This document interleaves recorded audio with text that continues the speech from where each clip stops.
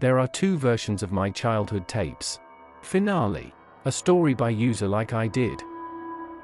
I started remembering Lee. And Alex. And I now know what my mother did. Before I ran away, before I watched the show, I was brought to the auditions. My parents had a big argument. My mother was shouting that I was too fragile, but my father shouted back that Luke was too old. He won't be harmed, he will be a star. After the fight, Mum came to my room.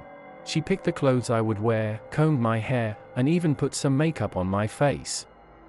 We have to make a good impression. She smiled at me, but I knew she wasn't happy. Something was going on. I'd forgotten all of that, but now it was coming back. Parents weren't allowed inside for the auditions. They had given us all a sentence, put us in front of a camera, and filmed how we said it. I don't remember much more. Only that a number of children were filtered out. 2 girls were picked for the female roles. For the male ones, there were 3 boys left. I didn't know who they were back then, but now I realize it must have been Alex, Lee, and me. That's where things got really fucked up. 2 of us were supposed to be chosen for the show, and I think I had a pretty good chance. But then something happened. My mother killed me.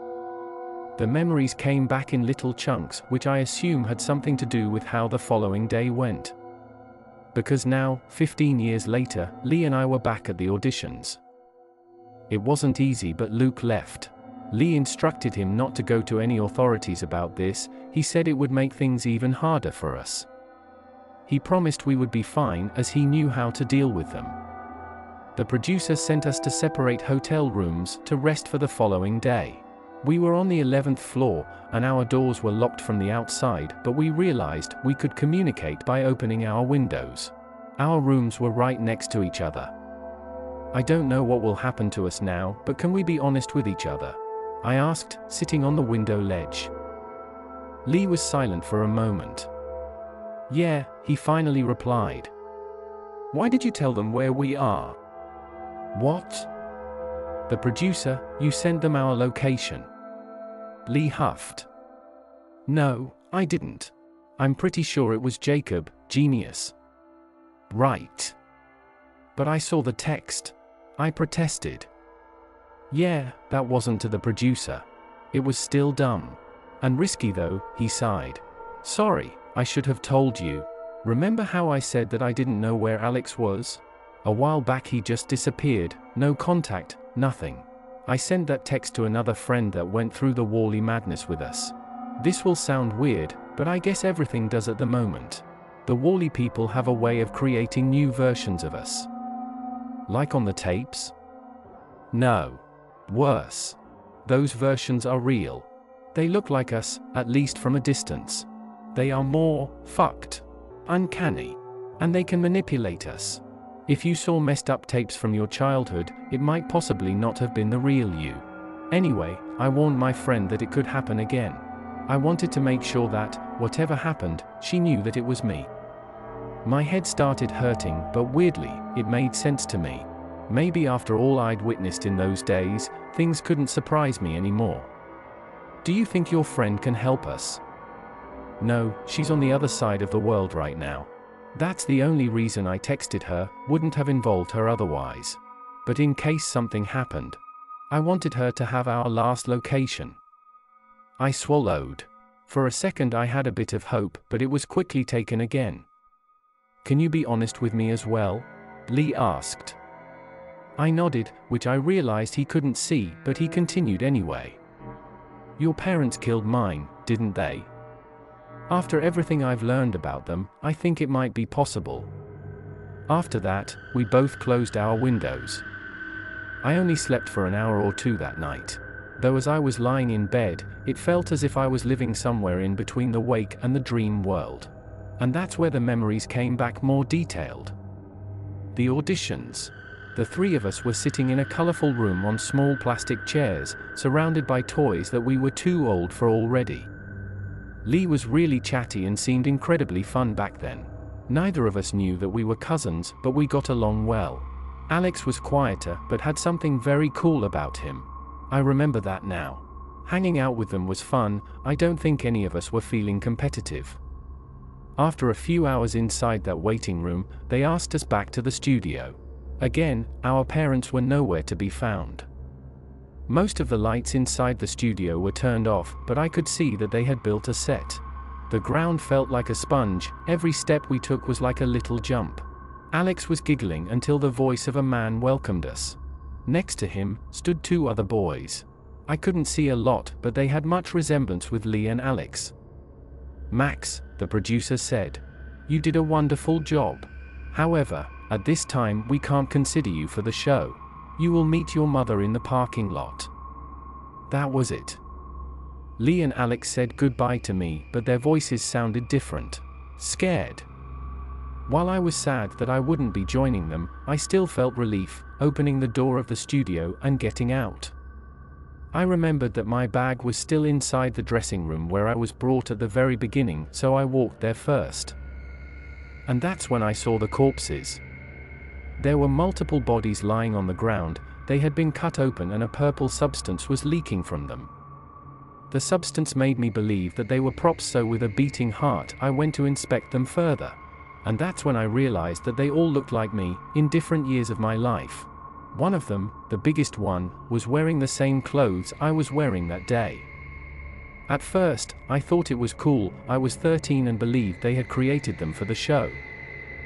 But then I noticed that one of them was slowly moving his hand. I stumbled back towards the door and started running. I didn't stop until I found my mum's car. The drive home felt like a fever dream. "You will forget about this soon enough, my dear. It will be like a dream. Your father would have been proud if you made the cut, but I believe your cousin will do just fine. The producers will be happy." She kept staring right ahead, hardly blinking at all. I noticed the purple blood splatters on her skirt, but I didn't ask her about it. At home, she played her part well, crying her eyes out because they chose Lee instead of me, acting like she was disappointed because we couldn't be a bigger part of the production. But now I believe that for a little while, she slipped out of the manipulation and saved me, or at least won some time. Those memories had been buried somewhere deep inside of me, but now they felt crystal clear, especially after what Lee had told me about the copies. A knock on my hotel door brought me back to the present. I opened it and some worker gave me a tray with breakfast. I asked them questions but received no answers. An hour later, there was another knock. The same person brought me and Lee downstairs to the room with the swimming pool. When they opened the door, we heard the sound of a familiar sounding jingle. Lee clenched his fist. "There you are." The producer lady welcomed us, but I didn't even look at her. I was overwhelmed by the strange surroundings. I'd seen indoor pools before, but they had changed everything about it. The room was lit with gray and blue lights. Inside the pool was a dark substance that appeared sticky. Around it, they had created fake bushes and trees. There were cameras running the entire time. Besides the producer, there were a few workers, all dressed in the same overall. One of them was Jacob. "We are so excited to create a new audition tape with you. However, our new concept will be a one-man show. For this reason, we would like to estimate in advance who our new star will be. We only want the strongest one, the best." The acoustics in the room made it sound like she was everywhere around us. I will be completely honest, neither of you was our first choice. We believed to have the best one secured, but he is not currently in our possession. "In your possession? What the fuck is wrong with you people?" Lee shouted. Even through the bad lighting, I could see that she was rolling her eyes. "Anyway, whoever pushes the other one into the pool first, wins. You will both be handed the same weapon to keep things fair." Two of the assistants walked over and handed each of us a knife. My stomach started turning. "You want us to fight? This is ridiculous. Neither of us wants to do this."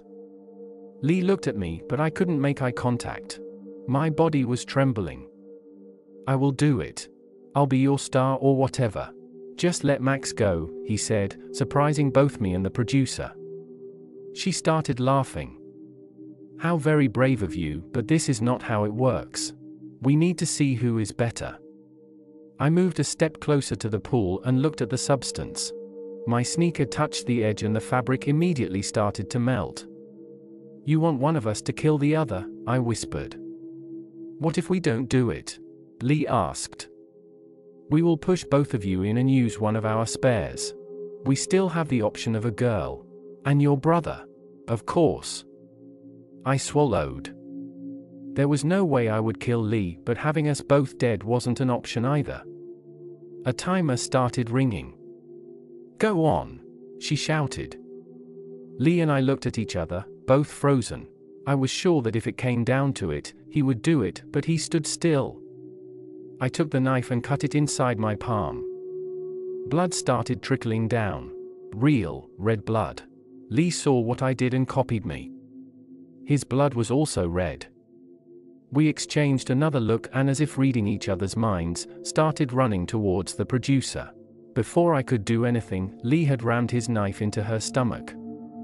Purple goo started dripping. She opened her mouth, but before she could say anything, I took my knife and slit her throat. Workers started running towards us from all directions. This was our end. They would kill us both. And that's when my surroundings turned black. When I opened my eyes again, I was looking at an unfamiliar face. Slowly I was coming back to myself and saw my surroundings. Lee was lying next to me, awake but just as confused. And Jacob was there, unconscious and tied up. We were inside a moving van. "Alex," he whispered as the stranger smiled and hugged him. "How?" Suddenly I felt wide awake and looked at the driver. Next to him was a baby seat.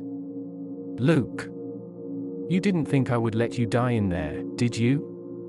I couldn't comprehend the situation. Tears started forming in my eyes.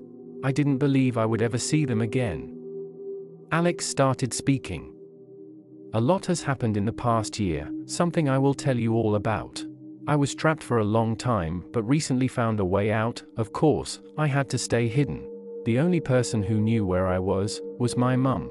And yesterday, Helen called her. I didn't know what was going on, so I just drove to the location you had sent. That's where I met Luke.